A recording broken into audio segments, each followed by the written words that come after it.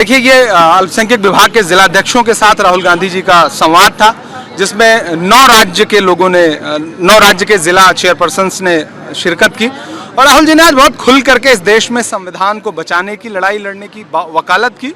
और राहुल जी का जो नारा है कि डरो मत, उन्होंने कहा डरिए मत, ये सरकार, ये इनकी जो तानाशाही है वो ज़्यादा दिन चलने वाली नहीं है। संविधान फिर से पूरी तरह से संविधान को स्वीकार करेगा और सरकार को भी संविधान को इम्प्लीमेंट करना पड़ेगा। सरकार आज जो है लगातार अपने उद्योगपति दोस्तों को फायदा पहुंचाने के लिए लगातार नफरत परोस रही है और मैं नफरत के बाजार में मोहब्बत की दुकान खोल रहा हूं। तो राहुल जी ने आज सारे जिला चेयरपर्सन को क्लियर एक संदेशा दिया है। कोटा में जिस तरह से राहुल जी ने इस देश के छात्रों के भविष्य को बचाने की लड़ाई लड़ी है, उसको भी लेकर के उन्होंने बहुत विस्तार से आज बात की है। तो कुल मिलाकर के एक बहुत सफल आयोजन था जिसमें 9 राज्य के चेयरपर्सन ने शिरकत की। लेकिन इस बीच सर, आप तो काफी मुखर रहते हैं। आप कहा जा रहा है कि बीजेपी की तरफ से दावा है कि सपा टूट रही है, कांग्रेस टूट रही है, दोनों पार्टी मिलाकर 2 दर्जन से ज्यादा सांसद इन लोगों के संपर्क में हैं। कौन तोड़ रहा है? तोड़ कौन रहा है? बीजेपी के संपर्क। भाजपा तोड़ रही है।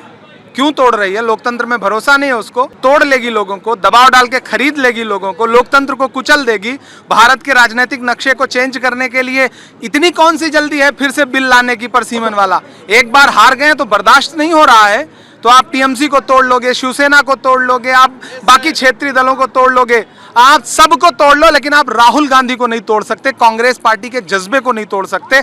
आप तोड़ लीजिए जिनको तोड़ पाइए, कुचल लीजिए जितना संविधान को कुचल सकिए, लेकिन आप याद रखिए, आप जितना संविधान को कुचलेंगे, डॉक्टर बाबा साहब अंबेडकर का बनाया हुआ संविधान है, ये उतना ही तेजी के साथ उभरेगा। आप संविधान बदलने का सपना देखते रहिए। भारत का बहुसंख्यक समाज, जो बहुजन समाज है, जिसमें सारे समाज के लोग हैं, उसमें दलित भी हैं, अल्पसंख्यक भी हैं, आदिवासी भी हैं, पिछड़े भी हैं और सवर्ण भी हैं, वो सब मिल करके संविधान को बचाएंगे और नरेंद्र मोदी जी की सरकार को एक दिन उखाड़ के फेंक देंगे। झारखंड की जीत को लेकर आप कितने आश्वस्त हैं, क्योंकि वहां से कांग्रेस का कैंडिडेट है राज्यसभा के लिए? मुझे पूरा भरोसा है और अभी परिणाम आए तो उस पर कुछ विस्तार से बात कर पाएंगे। और कोई सवाल? कर्नाटक में 6 की 6 जीत दी।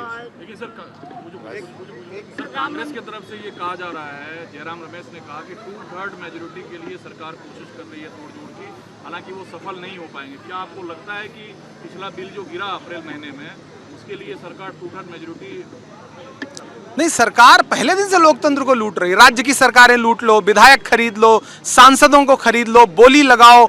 इतना पैसा नोटबंदी के बाद सरकार के पास और भाजपा के पास कहां से आ रहा है जो सांसदों को खरीद रहे? खुलेआम बोलियां लग रही हैं। इससे शर्मनाक लोकतंत्र के लिए क्या हो सकता है? और इस पर जश्न मना रहे हैं, इस पर बता रहे हैं कि ये तो ऑपरेशन लोटस और ऑपरेशन टाइगर और ऑपरेशन क्या क्या है। शर्म आनी चाहिए जमहूरियत को लूटने वाले डकैतों को।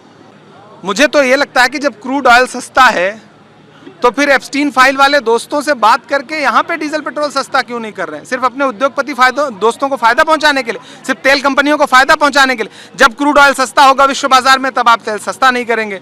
जब थोड़ा सा महंगा हो जाएगा तो जनता की जेब से लूटने का प्रयास करेंगे, और लूट रहे हैं आप लगातार। दरअसल इस सरकार का बाजार पर कोई नियंत्रण नहीं है, महंगाई पे कोई नियंत्रण नहीं है, ये सिर्फ जनता को लूटना चाहते हैं। हॉर्मुज तो तब भी बंद था जब बंगाल के चुनाव हो रहे थे, असम के चुनाव हो रहे थे, केरल के चुनाव हो रहे थे, तब रेट क्यों नहीं बढ़ाया? इनको जब वोट लेना रहता है तब महंगाई नहीं करते हैं।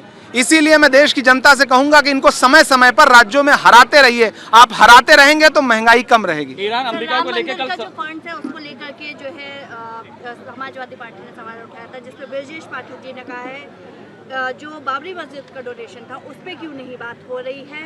उत्तर प्रदेश की जनता कभी उन्हें माफ नहीं करेगी। नहीं, मुझे तो मेरा तो मानना है कि भगवान से जुड़ी कोई भी चीज हो, अगर उसमें कोई चोरी कर रहा है तो वो साम दाम दंड भेद करके भले बच जाए, लेकिन ऊपर वाला तो नहीं माफ करेगा। ईरान को लेकर कल एक डील साइन होने वाली है कि जो युद्ध चल रहा था वो विराम के लिए, क्या कहेंगे इस पे? अच्छी बात है, दुनिया में कहीं भी शांति तो होनी ही चाहिए। अब तक क्यों नहीं हो रही थी? वो कौन लोग थे जो मासूमों को मार रहे थे, बच्चियों के स्कूल पे बम बरसा रहे थे? वो कौन लोग थे? वो दुनिया ने देख लिया। अमेरिका के कहने पे इजराइल कर रहा था, मगर आज इजराइल ही कहना नहीं मान रहा अमेरिका का। तो ये तो इसके लिए तो आपको अमेरिका से बात करनी पड़ेगी कि क्या उसकी पकड़ इतनी ढीली हो गई है। आप नरेंद्र मोदी जी से बात करिए, वो अपने दोस्त ट्रंप से बात करके बताएंगे कि इजराइल उनका कहना क्यों नहीं मान रहा है। और नेतन्याहू से तो मोदी जी की भी दोस्ती है। आप विपक्ष से ये सवाल क्यों पूछ रहे हैं? मुझे तो हैरत है। कुछ सवाल जो आपको सरकार से पूछने चाहिए। राम मंदिर का सवाल सरकार से पूछना चाहिए, आप विपक्ष से पूछ रहे हो। इजराइल का सवाल आपको सरकार से पूछना चाहिए, जयशंकर जी से पूछिए, आप नरेंद्र मोदी जी से पूछिए, आप सर विपक्ष से पूछते हो। मुझे हैरत है, ये जो एजेंडा बदलने वाली कोशिश है ना, राम मंदिर के चंदे की चोरी का सवाल है तो इमरान प्रतापगढ़ी से सवाल पूछ लीजिए। मुझे लगता है इसका सवाल आप वहाँ के पुजारियों से पूछिए, इसका सवाल उन दानदाताओं से पूछिए जिन्होंने दान दिया है, उनकी पीड़ा को समझने की कोशिश करिए। अगर कोई दान के मिले हुए पैसों पे भी राजनीति कर रहा है तो ये समझ लीजिए कि वो देश की जनता को मूर्ख बना रहा है।